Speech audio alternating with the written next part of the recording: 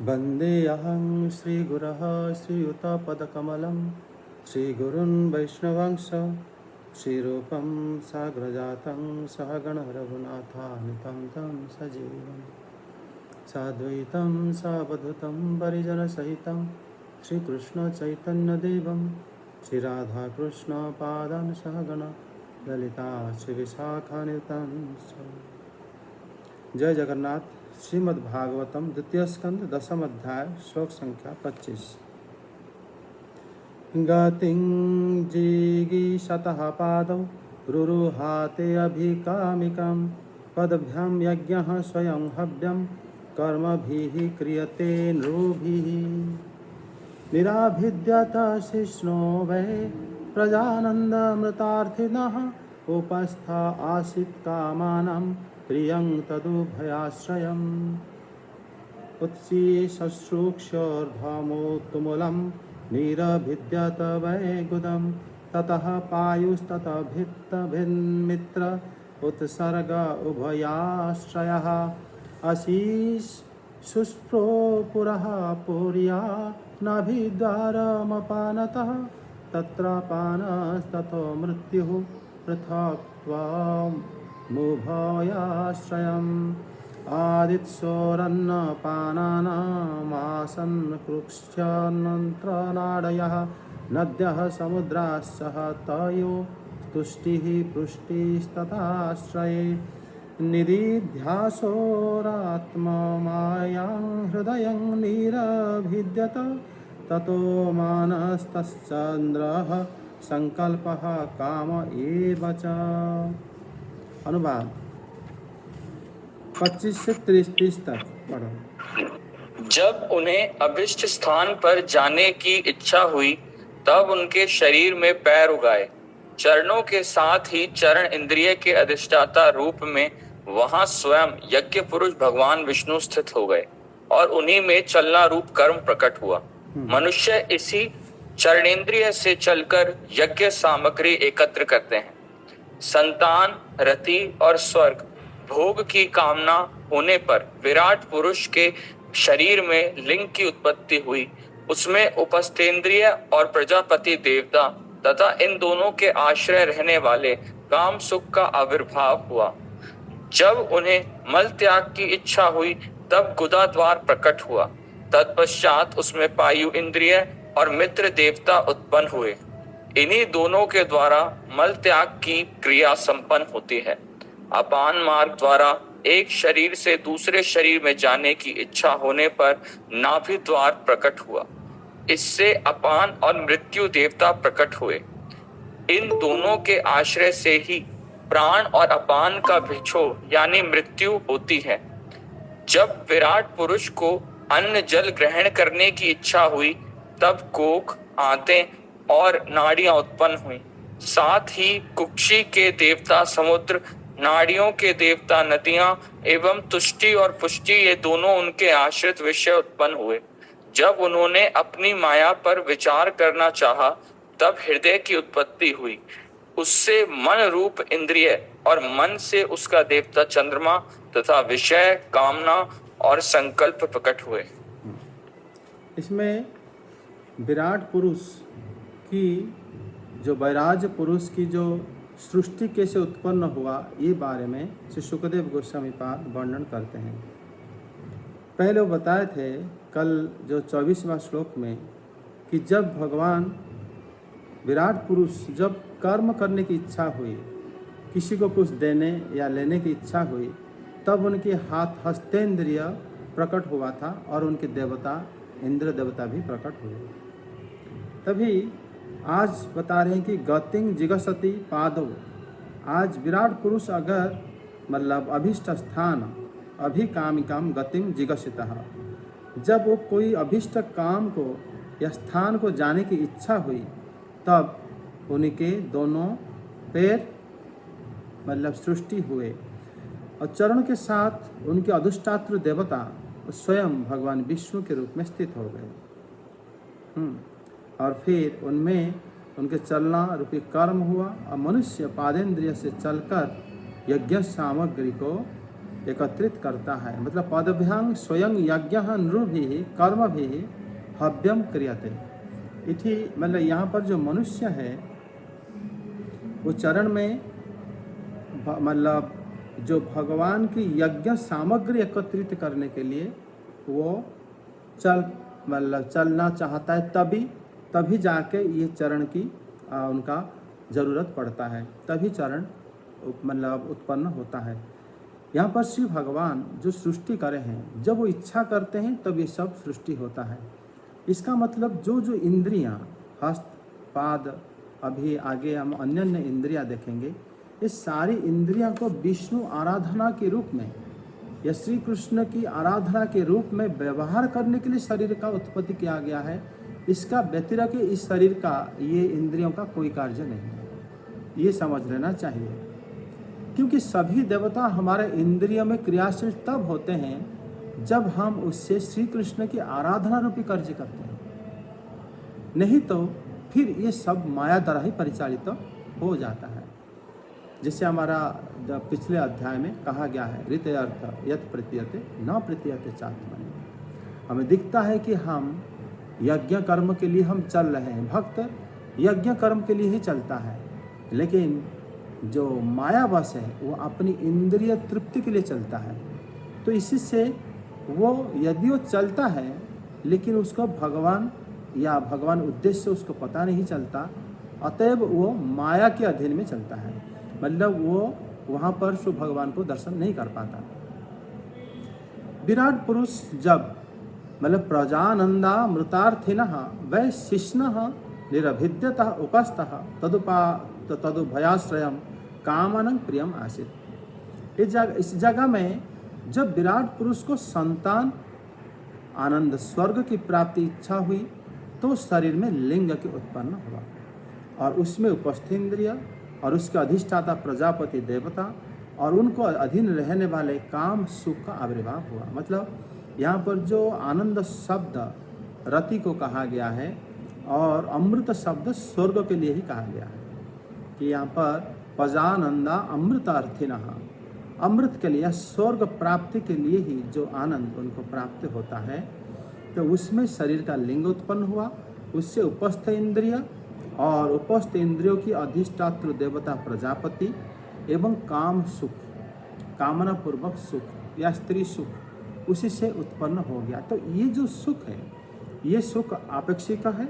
ये जब मतलब श्री भगवान जब इच्छा करे तो ये भौतिक गुणों को भगवान स्वागत करे, तब ये उसमें मतलब प्रकट हुआ था। तो फिर इसमें श्री भगवत सेवा कैसे किया जाए, क्योंकि इसमें विराट पुरुष को जब संतान, ये उसका महत्वपूर्ण है, संतान जब प्राप्ति की इच्छा होता है। संतान प्राप्ति इच्छा क्यों होता है? क्यों जब हम जो कार्य को पूरा नहीं कर पाते तभी ये संतान ही आगे आके हमारा कार्य को पूरा करता है, या हमें पिंडदान करता है, या वो भक्ति करके हम लोगों को उद्धार कर लेता है इत्यादि।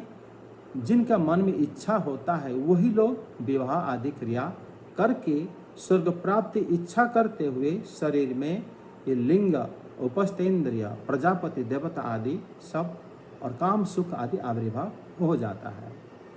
देखा जाता है कि ऋषि लोग भी काम सुख के अधीन हो जाते हैं और अपनी तपस्या से मतलब विहीन हो जाते हैं, क्योंकि उनकी तपस्या इच्छा मूलक होता है। कोई वस्तु को चाहते हैं, जब वो वस्तु चाहते हैं तो ये भी चाह उनके हृदय में प्रवेश कर जाता है कि हम ये भी स्त्री सुख भी हमें चाहिए। तो इसी तरह वो अपवित्र होकर फिर क्या करते हैं ना, उनकी तपस्या से वो उनका भंग हो जाता है, फिर उनको मतलब अभिषिप्त उनका जो इच्छित वस्तु प्राप्त नहीं होता, जो चाह रहे थे वो नहीं मिलता। तो इसमें जो श्री भगवान ये विराट पुरुष में इस प्रकार जो मतलब इंद्रियां को उन्होंने रखे हैं, इस इंद्रियों के पीछे सिर्फ प्रजानंदा मृतार्थिनः ये समझना चाहिए। इसीलिए कहा जाता है कि विवाह अगर करते हो प्रजा के लिए करो, संतान प्राप्ति के लिए करो। संतान आवश्यकता नहीं है, संतान ये जगत के लिए कल्याणकारी भी होता है। प्लस तुम अगर उसमें काम सुख प्राप्त करके पतन होना चाहते हैं, वही संतान तुम्हें उद्धार करता है। तो ये क्रिया के लिए ही यहाँ पर श्री भगवान मतलब इंद्रियों में इस प्रकार उपस्थित इंद्रिय एवं प्रजापति देवता आदि उनके अधीनस्थ इनको प्रकट कराए। उसके बाद विराट पुरुष के धातु और मल त्याग करने की जब इच्छा हुई तब गुद और पाय इंद्रिय प्रकटित हुआ।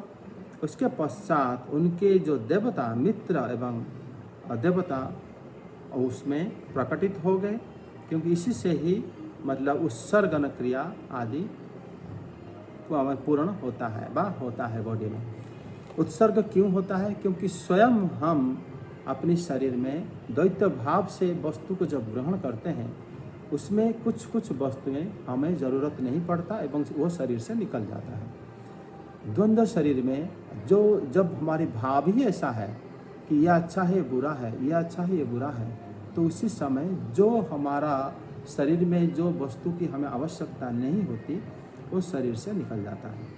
लेकिन जो भक्त लोग जो भगवान के साथ लीला करते हैं उनका उत्सर्गन क्रिया नहीं होता, क्योंकि वो प्रसाद जो भगवत लीला में जो वो ग्रहण करते हैं उनको भगवान के स्वरूप में ही लेकर आनंदित होते हैं, इसलिए उनका उत्सर्गन क्रिया नहीं होता। लेकिन साधारण लोगों के लिए, भक्ति मार्ग से रहित लोगों के लिए, या कह सकते हो मतलब ये जगत सृष्टि के लिए साधारण ऐसी प्रकार उत्सर्गन क्रिया भी होता है। तभी भगवान ने इस प्रकार उनके शरीर में इसको भी स्थान दिए और इसमें भगवान भौतिक गुण सबका स्वागत करे थे सृष्टि के लिए, क्योंकि सृष्टि से केवल ऐसा तो नहीं होगा सिर्फ दिव्य आत्माएं प्रकट होंगे, हो सकता है उसी के साथ साथ सभी लोगों को भी शरीर प्राप्त हो जाए। बहुत सारे लोग अपने वृक्ष लता पशु पक्षी आदि शरीर अतिवाहित करने के बाद भोगने के बाद मनुष्य शरीर उनको अपने आप क्रम में मिल जाता है। फिर उसी में से जो पापी होते हैं उनको अलग अलग चिन्ह लेके जन्म हो जाते हैं, तो उन लोगों के लिए इस सारे वस्तुओं की आवश्यकता पड़ती है।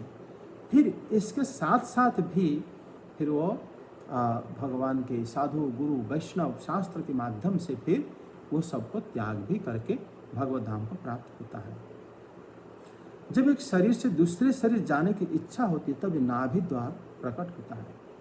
नाभि से ही हम लोग, जैसे माता के गर्भ में हम नाभि के माध्यम से हमको खाना मिलता है और नाभि से भी हमारा मृत्यु होता है। नाभि से हमारा जो प्राण अपान जब पार्थक्य हो जाता है या अलग हो जाते हैं, नाभि से ही पेट में हो जाते हैं, तब फिर हमारा मृत्यु हो जाता है। नीचे वायु नीचे चला जाता है, ऊपर वायु ऊपर से निकल जाता है, तो फिर वायु विहीन हो जाता है शरीर, फिर हम लोग मृत्यु को प्राप्त हो जाते हैं। इसी में जब विराट पुरुष अन्न और जल को ग्रहण करने की इच्छा हुई तब उनके मतलब कुक्षी आंते नाड़ियाँ प्रकट हुई। इसके साथ कुक्षी के देवता समुद्र, पेट के देवता होते हैं समुद्र, और नाड़ियाँ की देवता जो है नदी, और ये सब सृष्टि हुई। ये सृष्टि होकर कि ना विराट पुरुष के अन्न और जल ग्रहण करने के लिए ये देवता उनके प्रकट करे और उसके वस्तु भी प्रकट करे और उस प्रकार इंद्रियां भी शरीर में प्रकट कर दी। तो जब ऐसा सब भगवान एक एक करके चाह कर प्रकट कर रहे हैं तो भगवान पहले कहाँ पर रहते हैं कि वो चाहते हैं। इसका मतलब जो चाहते हैं वही उन्हीं को भक्त लोग पूजा करते हैं। जो प्रकट होता है वो काल्पनिक हो जाता है, क्योंकि भगवान ये सब भौतिक सृष्टि के लक्ष्य करके ही ऐसे ही वो चाह कर जीवों के लिए ये सब सृष्टि करते हैं। लेकिन ये चाह भगवान का चाह है, इसलिए निश्चित रूप से जगत का कल्याण इसी में है। तभी इसको हम भागवतम में श्री सुखदेव गोस्वामी पाद वर्णन कर रहे हैं। आत्म मायंग निदिध्यासो, जब चिंतन करे, निदिध्यास मतलब चिंतन करे, भगवान अपनी माया पर जब विचार करे, चिंता करे, इच्छा करे, तब उनका हृदयम निराभिद्यत ततो मनः ततः चंद्रः संकल्पः काम एव च। तभी उनका मतलब हृदय सृष्टि होते ही मन से कि देवता चंद्रमा, मन का विषय कामना और संकल्प, हमें कामना को प्राप्ति करने की इच्छा, ये सभी उसी समय प्रकटित हो जाता है। तो यहाँ पर जो आगे त्वक् चर्म मांस रुधिरा मोद मंजा स्थितधातवः भूम्यं तेजस तेजोमयः सप्त प्राणो व्यमाम्बो वायुभिः गुणात्मकानि इन्द्रियाणि भूतादिप्रभागुणः मनः सर्वविकारात्मा बुद्धिर्विज्ञानरूपिणी एतद् भगवतो रूपं स्थूलं ते व्याहृतं मया महादिभिश्चावरणैरष्टुभिर्बर्भिरावृतम् अतः परं सूक्ष्मतमं मव्यक्तं निर्विशेषणम् अनादिमध्यनिधनं नित्यं वं मनसः परम् अमुनि भवाद्रूपे मया ते ह्यनुवर्णते उभे अपि न गृह्णन्ति माया सृष्टि विपश्चितः। अनुवाद।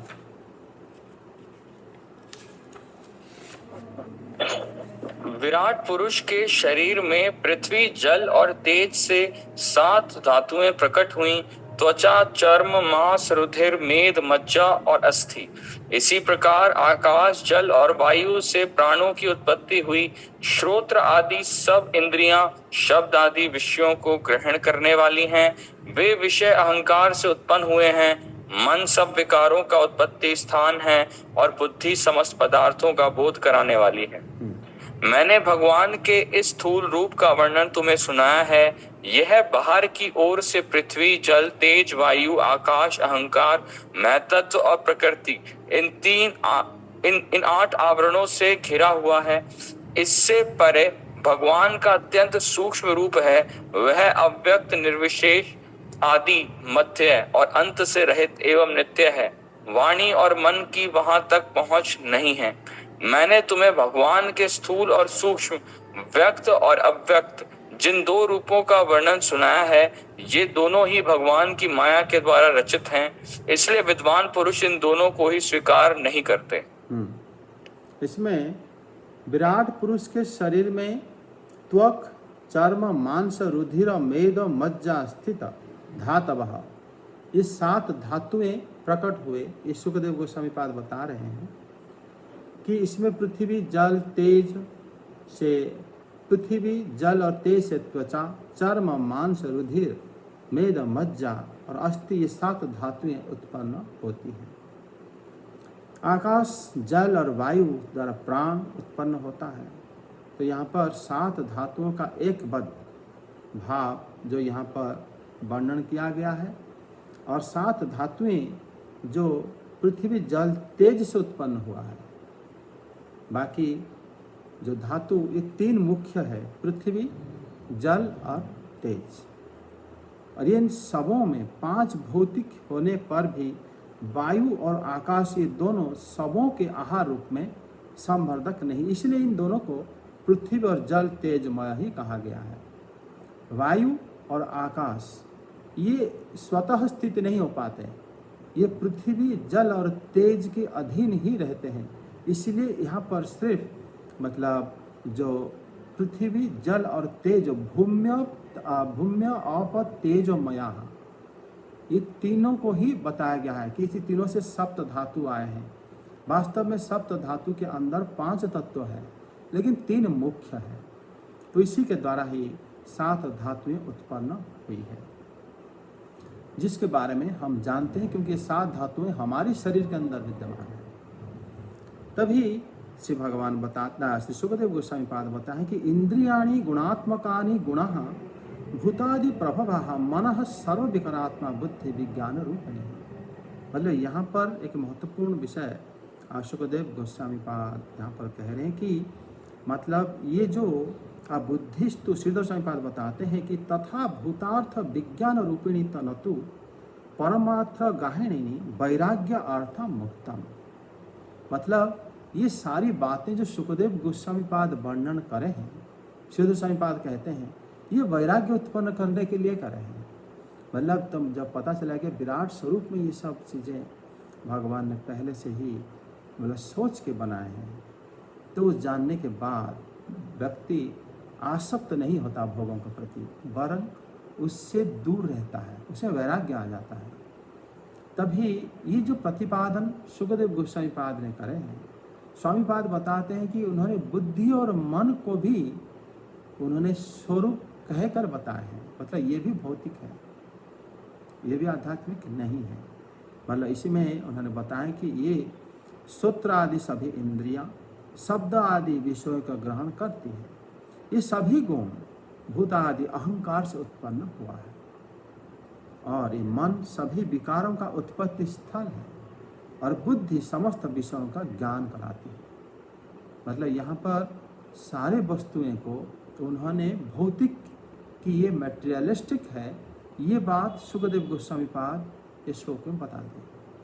मतलब इसको कोई सुनेगा तो उसमें आसक्ति रहित हो जाएगा कि ये मन से ही इंद्रियां आदि सब विषय जो ग्रहण करती है वो अहंकार से सृष्टि हुआ है। अहंकार क्या है? हमारे अंतःकरण है, जिसे मेरापन होता है, मैंपन होता है, उसी से ही ये सारे इंद्रियां आदि विषयों को ग्रहण करते हैं। अगर अहंकार हट जाए तो विषय ग्रहण भी बंद हो जाएगा, कोई आवश्यकता नहीं पड़ेगी। मन सारे विकारों का उत्पत्ति स्थल है।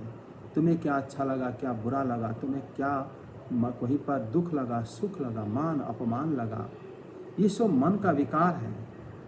अब बुद्धि सारे विषयों का ज्ञान कराता है कि ये तुम्हारा खाने का वस्तु है, ये तुम्हारा सोने का वस्तु, ये पहनने की वस्तु है, यहाँ चल सकते हो, यहाँ घूम सकते हो। कोई नया वस्तु हम देख के पूछते हैं इसमें क्या होता है, मतलब हम उसको समझने की कोशिश करते हैं कि हमारा क्या काम आ सकता है। इसमें हमारा बुद्धि विषयों को ज्ञान कराती है। लेकिन बुद्धि और अहंकार और मन ये सब जीवात्मा के ऊपर व परमात्मा के अधीन होता है। इसीलिए ये सब हमें वैराग्य प्रदान करता है। तथापि फिर उन्होंने बताया कि मन तामस विषयों के संकल्प विकल्प करने में काम करता है। श्री गोस्वामी ये भी कहते हैं कि मन से ही कामना, क्रोध, लोभ, मोह, शोक आदि उत्पन्न मन से होता है। मन में ही हम इच्छा जागृत करते हैं, मन में ही क्रोध करते हैं, बुद्धि से क्रोध नहीं करते। मन से ही लोभी होते हैं हम लोग, मन से मोह को प्राप्त होते हैं, मन से शोक हमें प्राप्त होता है, और ये मन तामस विषयों के संकल्प करता है। और हमारा ये जो विवेक, मतलब हमारे विषयों की ज्ञान रूपणी जो को बुद्धि कहा जाए, विषय के बारे में जो बताता है वो बुद्धि है। ये परमात्मा को ग्रहण भी नहीं करता। ये सारी बातें जब सुखदेव गोस्वामी पाद वर्णन करते हैं, इसे वैराग्य के लिए उनका उद्देश्य है कि जीवात्मा या पुरुष उसको सुनकर उसे कम से कम आसक्ति नहीं होना चाहिए, क्योंकि इसका उत्पत्ति है ऐसा है, एक भ्रम है। तभी आगे बताते हैं कि 33 में मयाते एतत् भागवतः महादादिभिः अष्टभिः आवरणैः बहिः आवृतम स्थूल रूपम व्याहृतम, कि मैंने आपको ये बताया कि स्थूल रूप भगवान की जो बाहर से पृथ्वी, जल, तेज, वायु, आकाश, महत्त्व, अहंकार आदि 8 प्रकृति से घिरा हुआ है। मतलब भगवान कैसे दिखते हैं? वो भगवान इच्छा करते हैं, दिखते हैं ऐसे। ये पृथ्वी, आकाश, जल ये भगवान के रूप हैं, क्योंकि उन्होंने जैसे जैसे इच्छा करे वैसे वैसे ये सब उत्पन्न हो गया था। इसका कारण भी उन्होंने बताए हैं, कार्य बताए हैं, और ये क्या क्या इंद्रियों में अधिष्ठान करें ये भी बता दिए हैं। अर्थात इस स्वरूप में श्री भगवान की वो स्वरूप है जिसको सुखदेव गोस्वामी आगे बताते हैं कि परमात्मा की स्थूल रूप से भिन्न उनका एक अत्यंत सूक्ष्म रूप है। वो जीव है जो कि अव्यक्त है और निर्विशेष है, आदि मध्य अंत रहित है। वो जीव कब आया, कब रहेगा या कब चला जाएगा, ऐसा उसके बारे में कोई इन्फॉर्मेशन नहीं है। उसके तरफ मन और वाणी का भी पहुंच नहीं है। मतलब जीवात्मा के रूप में किसी भी प्रकार की नहीं है, मतलब शास्त्रों में उसके बारे में वर्णन नहीं है। मतलब यहाँ पर भगवान की स्थूल रूप का वर्णन करने के पश्चात सूक्ष्म रूप का वर्णन करा गया है। वो सूक्ष्म अति इंद्रिय है, उसको कोई जान नहीं सकता, और वो अव्यक्त है, निर्विशेष है, उसका उत्पत्ति स्थिति संगार से रहित है और एक समान बना रहता है वो, और वो कभी अपक्षय व विकार नहीं होता। ये सब आत्मा के गुण है। और मन वाणी उसको विषय नहीं कर सकते, मतलब आत्मा इनको विषय कर सकता है। मन, वाणी, बुद्धि, अंतःकरण, अहंकार, ये आत्मा को विषय नहीं कर सकते कि आत्मा कैसा है। तो ये भगवान की सूक्ष्म रूप है। और तभी वो बताते हैं कि मया ते अनुवर्णितम अमूनि भगवद रूपे मया सृष्टि विपश्चिता उभय अपि न गृह्यते। मतलब वो बता रहे हैं कि जो दो रूपों में वर्णन करा, उन्होंने वर्णन तो एक रूप करे हैं, दूसरा तो करे हैं कि वर्णन किया नहीं जा सकता, फिर भी कह रहे हैं कि मैं वर्णन करा, क्योंकि उतना ही उसके बारे में वर्णन है, इसके अलावा वर्णन है ही नहीं। वो वर्णन ये है कि उसको मान और वाणी वहाँ तक पहुँच नहीं है। और भगवान की माया द्वारा सृष्ट है। इससे पता चलता है कि वो सूक्ष्म जीव है, क्योंकि माया से ही सृष्ट है, तटस्थ माया से सृष्ट है, ये भगवान की बहिरंग माया से सृष्ट है। अतः ज्ञानी पुरुष इन दोनों को स्वीकार नहीं करते। विपश्चिता उभय अपि न गुह्यते, उसको ग्रहण नहीं करते। अंतरंगा शक्ति होता तो भक्त उसको जरूर ग्रहण करते, लेकिन मन को विषय से हटाने के लिए भगवान की विराट रूप को भी ध्यान किया जाता है।